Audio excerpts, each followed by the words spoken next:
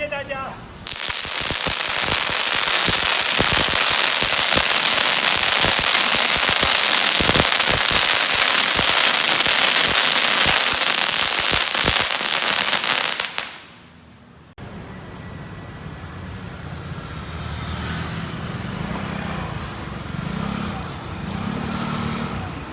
开了11年，然后客人都会跟我说，就是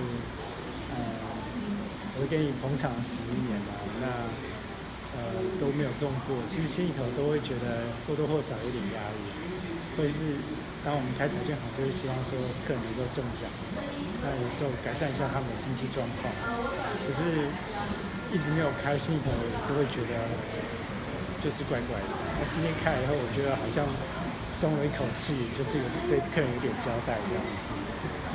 我要祝福这个中奖者，希望你能够好好的利用这笔金额，然后做一点善事，然后去享受人生。祝福你，谢谢。